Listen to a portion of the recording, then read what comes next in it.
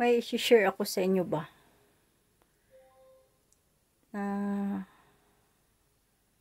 Ang sabi ng Diyos sa kanyang banal na salita na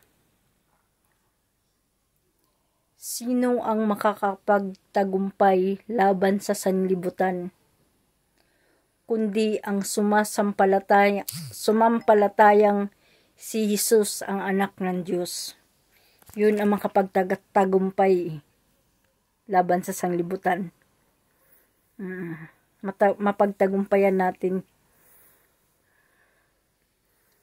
Kaya ganun. Na yung sumasampalatayang si Jesus ay anak ng Diyos. At sabi din ni Jesus na walang makakapunta sa Ama sa pamamagitan ko, pero mas dakila ang Ama na nagsugo sa akin. Mas dakila ang Diyos.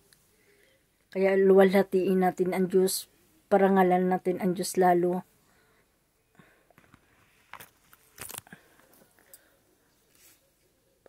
Karapat dapat siyang pagdaigon, pasalamatan, permanente.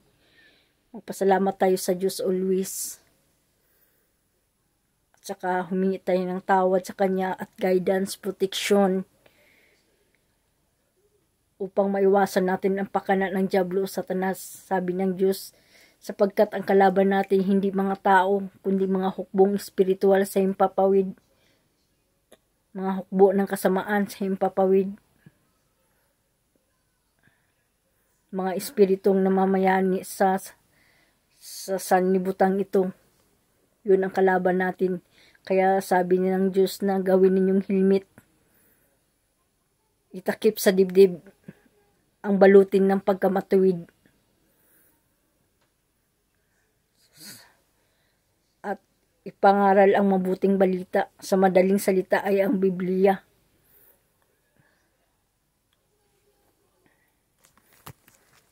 Kaya ganun. Matagal na ang salita ng Diyos Matagal na ang salita ng Diyos. Pero meron pang hindi nakakaalam sa salita ng Diyos.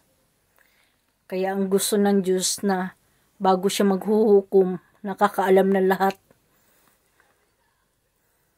Para magparusa siya at gagantimpalaan niya ang mga tao ayon sa kanilang mga gawa. Gagantimpalaan tayo ayon sa ating mga gawa at paparusahan din tayo ayon sa ating mga gawa. Kaya ito na yung internet, cellphone, ito na yun, all over the world na to. Makakaalam na lahat. Kaya sabi ng Diyos na ang binhing nahulog sa matabang lupa ay tumubo, nakasanga, nakapamunga, at nakapamugad pa ang mga ibon. Ibig sabihin, maliligtas ang lahat kung tayong lahat ay tumawag sa Diyos. Maliligtas tayong lahat.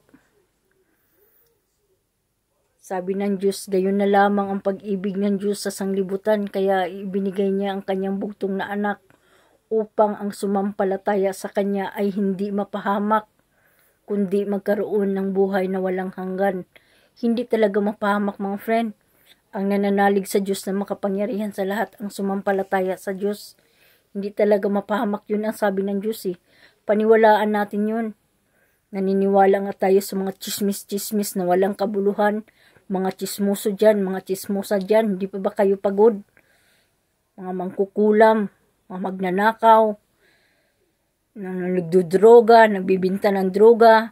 Hindi pa ba kayo pagod sa lahat ng uri ng kasamaan? Sabi ng Diyos, aanhin man ng isang tao, makamtan man niya ang lahat ng bagay sa mundo, kung ang kapalit naman nito ay ang kanyang buhay. Kamatayan, mga friend. Kamatayan ang kaparusahan sa kasalanan.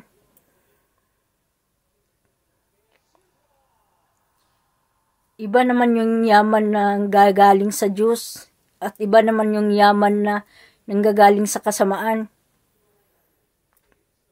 Kaya kung yumaman ka ng dahil sa kasamaan, hindi ka lugod-lugod sa Diyos yun.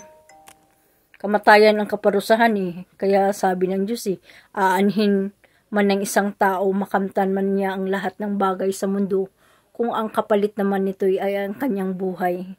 Yun ang sabi ng Diyos. Paniwalaan natin yun mga friends, friendship.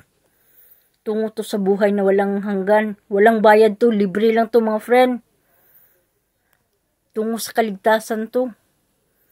Para maligtas tayong lahat tungo sa buhay na walang hanggan.